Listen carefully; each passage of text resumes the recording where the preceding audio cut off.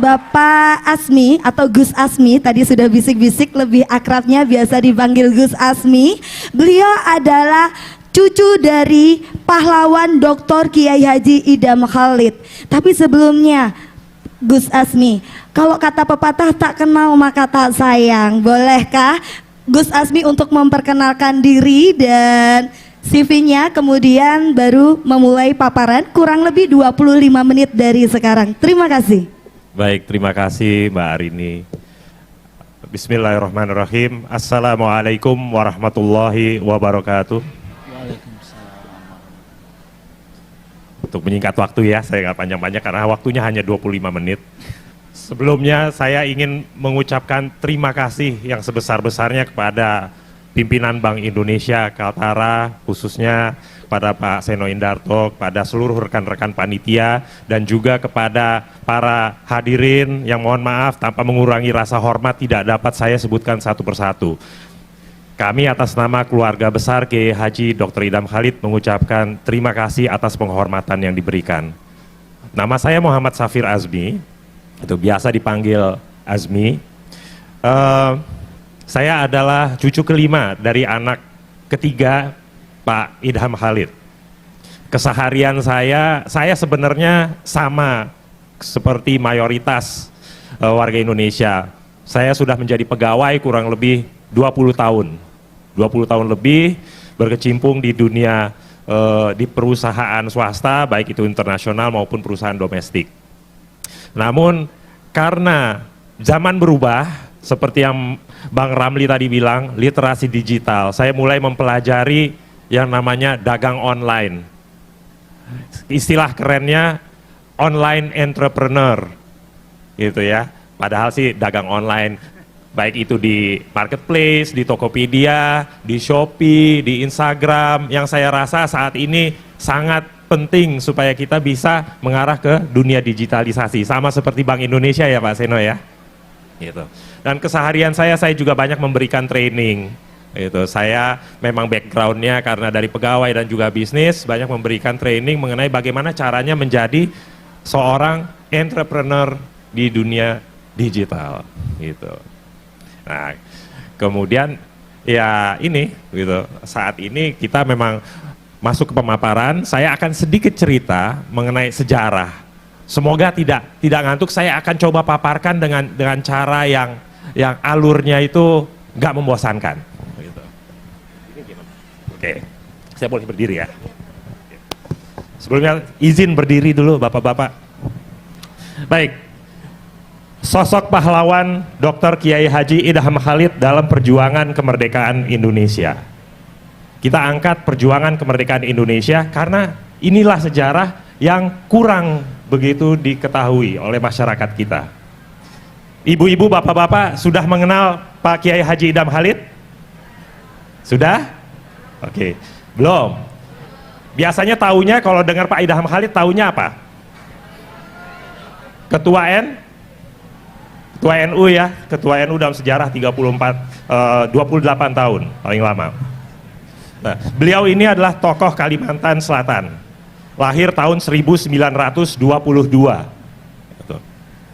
Ada ibu-ibu, bapak-bapak yang sudah lahir? Belum ya? Tadi saya tanya Mbak Arini, mau nggak kalau saya ajak ke tahun 1922? Ada yang mau? Nah, pakai mesin waktu, mau Bu? Tapi nggak bisa balik lagi loh. Nah, coba bayangkan ya, sekitar tahun 20-an, 1920, 1930, 1940, kondisinya seperti apa sih? Kalimantan di saat itu, waktu itu di Kalimantan Selatan, disatui, gitu ya, daerah pelosok, penduduknya saat itu kurang lebih hanya 1.000 orang di sebuah desa kecil, tidak ada sekolah. Jadi Pak Idham itu diajari oleh ayahnya. Maaf saya teruskan ya. Ini saya. Nah, ini adalah ayahnya lah yang mendidik beliau sehingga beliau bisa beraktivitas sedemikian aktifnya. Beliau adalah pedagang, tuan guru ulama, penghulu, dan pawang buaya. Kondisinya dulu kalau jalan-jalan banyak ketemu binatang buas, ya Mbak Rini ya. Gitu. Nah, jadi ini adalah skill yang sangat penting saat itu. Literasi dulu mungkin penting, kalau sekarang skillnya beda lagi. Kurang lebih maksudnya seperti itu. Nah, ini adalah kehidupan beliau. Kehidupan di desa dan pendidikan masa kecil saat itu karena tidak ada sekolah, beliau terpaksa diajari oleh ayahnya. Begitu juga dengan anak-anak yang lain. Dan karena ayahnya ingin beliau mendapatkan pendidikan yang lebih baik, akhirnya pulang kampung ke Amuntai di Kalimantan Selatan. Di Amuntai itu desanya lebih besar, kira-kira 10.000 orang dan ada sekolah-sekolah kecil. Gitu. Nah, pada saat itu namanya pesantrennya belum pesantren Rasyidiyah, Ma'had Rasyidiyah, yang saat ini dikenal dengan Pondok Pesantren Rasyidiyah Khalidiyah. Khalidiyah ini salah satunya juga diambil dari nama beliau. Dan saat ini menjadi salah satu pesantren terbesar dan terbaik di Indonesia. Oktober besok berusia 101 tahun. Gitu. Tepuk tangan dulu ya. Kita kasih aplaus luar biasa. Dan kemudian ayahnya tadinya mau menyekolahkan, menitipkan ke Saudi, ke Mekah. Namun karena saat itu perang sudah berkecamuk di Eropa, Jerman mulai menginvasi, akhirnya dibatalkan karena takut tidak bisa kembali. Dan itu yang terjadi, banyak masyarakat kita yang tidak bisa kembali. Akhirnya dimasukkan ke, teman-teman mungkin sudah tahu, saudara-saudara, bahwa pondok pesantren modern Gontor di Ponorogo. Salah satu pondok pesantren terbaik dan terbesar di Indonesia. Dikatakan modern karena pada saat itu, ini hubungannya dengan literasi. Gitu. Pada saat itu, Indonesia itu pada saat ingin mengikuti konferensi di luar negeri, dari kalangan ulama tradisional, itu tidak bisa, jarang sekali atau sulit sekali yang menguasai bahasa Inggris. Gitu. Beda, ya Mbak Arini ya, kalau dari kalangan Nah, dari kalangan modernis itu menguasai bahasa Inggris tapi bahasa Arabnya kurang. Akhirnya didirikanlah Pondok Pesantren Modern Gontor. Tuh. Yang mana penekanannya adalah pada bahasa Inggris, pada kemampuan pidato, pada kemampuan kepanduan, disiplinnya sangat ketat. Itu pada tahun 1930. Kalau kita sekarang tahun 2023 disiplinnya kalah, malu dong sama para pejuang kita. Literasinya saat itu, penggunaan bahasa asing itu sangat sulit, tapi mereka sudah membuat sebuah pesantren yang berfokus pada bahasa asing. Nah, kemudian beliau itu lulus dengan nilai yang sangat baik. Tapi kalau sekarang, kalau lulus dapat ijazah. Dulu lulus pesantren belum dapat ijazah. Dia harus turun ke masyarakat, mengamalkan ilmunya, memberikan ceramah-ceramah, mengajari ngaji. Begitu sudah diakui oleh masyarakat, pesantren baru memberikan ijazah, diploma. Beda ya sama sekarang. Kalau sekarang banyak yang hanya mengejar ijazah. Sedangkan yang paling penting sebenarnya adalah ilmunya yang diamalkan. Itu kira-kira. Nah, kemudian Pak Idham di usia yang sangat muda, saat itu 16 tahun, itu sudah menjadi ustadz muda, sudah lulus, dan karena kecerdasannya dan kemampuannya dalam penguasaan bahasa asing, pada tahun 42 Jepang masuk Indonesia. Dan beliau karena memiliki kemampuan itu, beliau diminta untuk ke Jakarta untuk belajar bahasa Jepang. Bedanya dengan Belanda adalah Belanda itu tidak mengajarkan bahasa Belanda ke masyarakatnya, jadi nggak semua eksklusif. Jepang itu inklusif. Gitu. Mereka ingin seluruh masyarakat Indonesia itu memahami atau mengerti dan bisa menguasai bahasa Jepang. Kalau saya boleh tahu, di sini ada yang menguasai bahasa Jepang? Kalau disuruh belajar dalam waktu 1 tahun dan harus lulus 3 tingkatan, kira-kira sanggup nggak? Nah, sanggup dong, dulu aja sanggup. Dikirim ke Jakarta, itu bukan cuma kayak sekarang dikirim penugasan, terus di sana semua ditanggung, enak ya, gitu, disediakan hotel, dulu itu dikirim tapi juga masuk jadi tentara pelajar. Gitu. Jadi tentara pelajar. Jadi pagi kursus bahasa Jepang, tentara pelajar, sorenya beliau ambil lagi kelas sore untuk kelas pegawai. Gitu. Jadi literasinya pada saat itu beliau niat sekali untuk menguasai bahasa Jepang. Dan di waktu kosongnya beliau itu mengajarkan para kiai-kiai dari daerah yang juga diharuskan menguasai bahasa Jepang. Bayangkan tahun 1930 kiai-kiai dari daerah yang lebih menguasai bahasa Arab itu harus menguasai bahasa Jepang, harus lulus, harus dapat sertifikat. Penuh tekanan saat itu. Dan beliau membantu. Kalau kita translate-nya Indonesia, Inggris, Inggris, Indonesia, Pak Idham itu dulu membantu para kiai-kiai itu untuk translate bahasa Arab, bahasa Jepang, yang tulisannya aja udah beda-beda ya. Dan bahasa Jepang kembali lagi ke bahasa Arab. Tingkat kesulitannya pada tahun 1940 itu sulit sekali. Tetapi alhamdulillah semua bisa dilewati.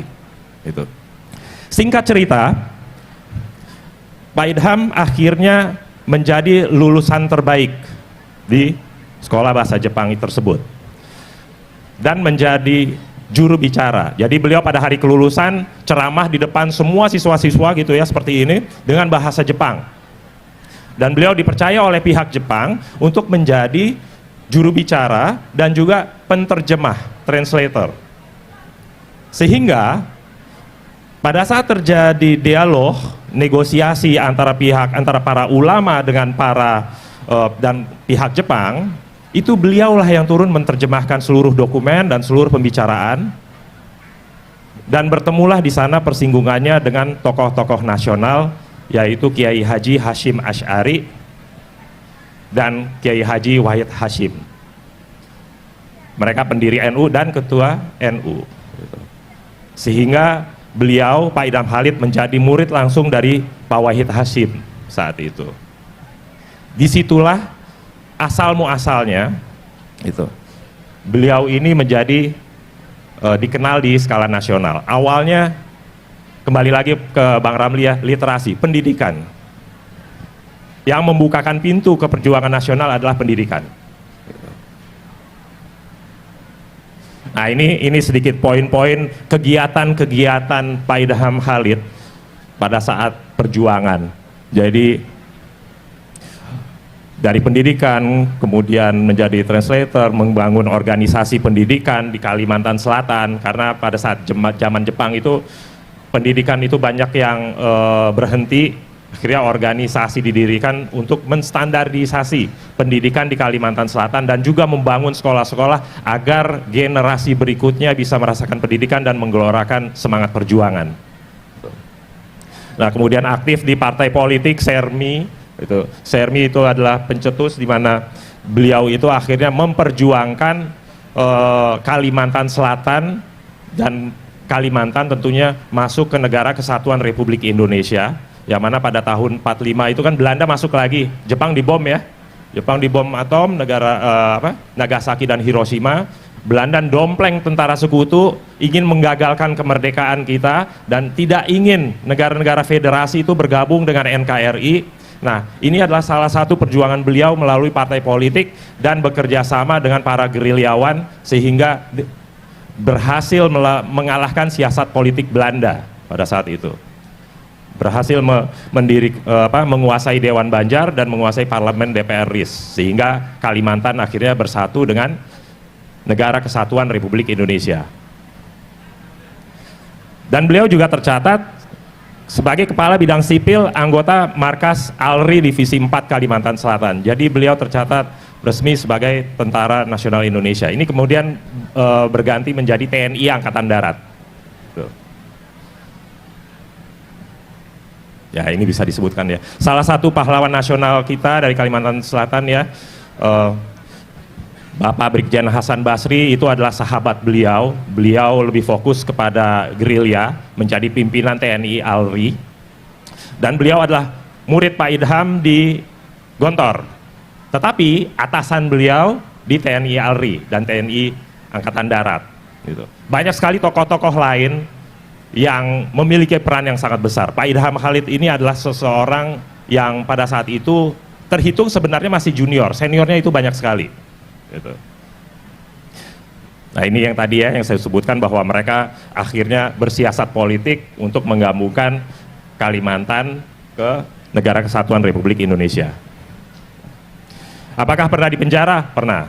Jadi tadi ya kita sebut ya, bahwa pada saat Soekarno dan Hatta ditangkap, gitu ya, asal muasalnya kalau nggak salah itu agresi militer kedua, karena perlawanan itu semakin berkorban, tokoh-tokoh kita ditangkap, daerah-daerah semua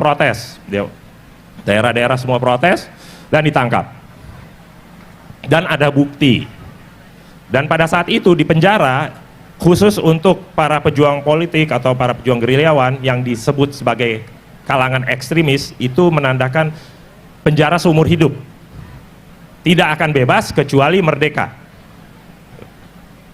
Saat itu seperti itu, dipindahkan dari beberapa penjara Amuntai, Kandangan, Banjarmasin, yang tentunya saya biasanya kalau ceritakan mengenai kondisi penjara di saat penjajahan itu berbeda sekali dengan kondisi penjara saat ini.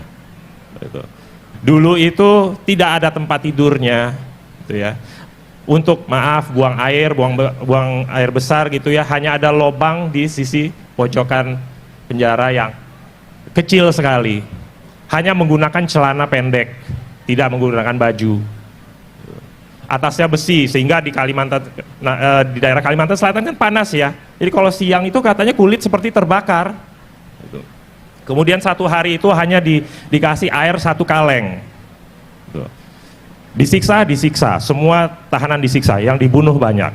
Kalau dalam bukunya Pak Idham Khalid yang berjudul Napaktilas Pengabdian Idham Khalid itu beliau menceritakan bahwa beliau diperlakukan seperti bola, ditendang ke sana kemari, dipukuli, mohon maaf sampai ada disetrum, gitu.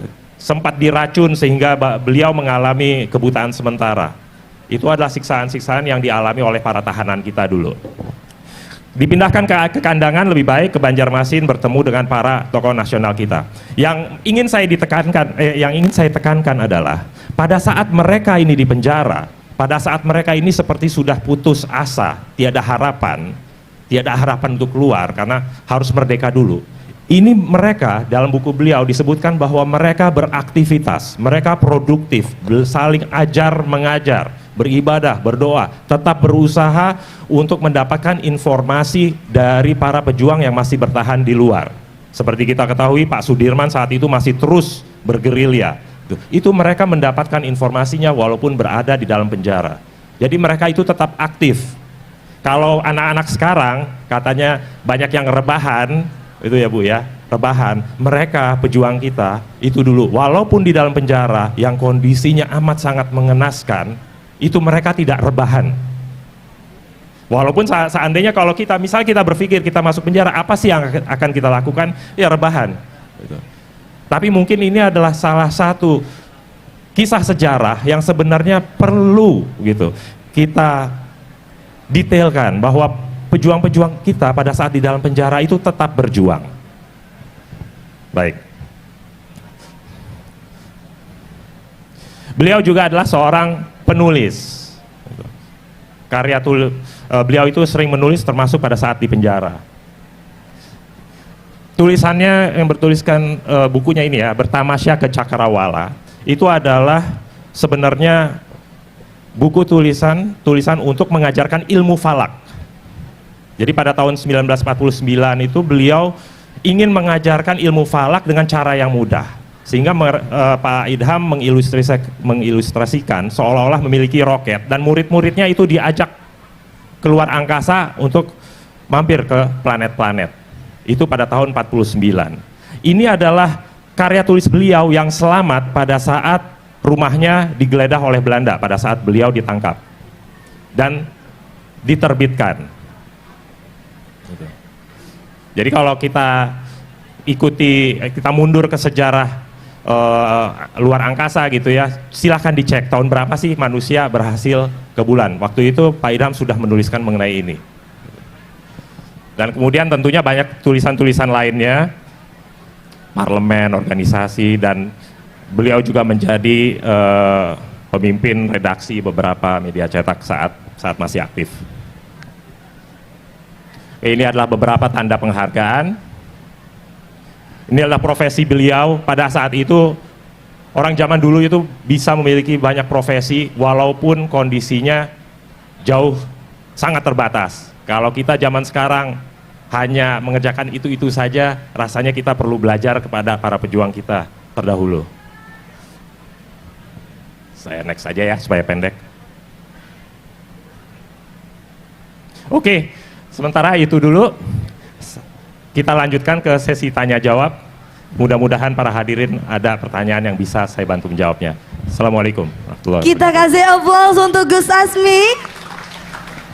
Iya. Sekarang lanjut ke pertanyaan kedua. Mudah-mudahan tadi sudah jelas ya di pertanyaan pertama, ibu-ibu. Dan sekarang untuk pertanyaan kedua dari Bapak Firman, PPKBD Pantai Amal. Mana Bapak? Wah, luar biasa. Pertanyaannya dibacakan di sini ya Pak ya.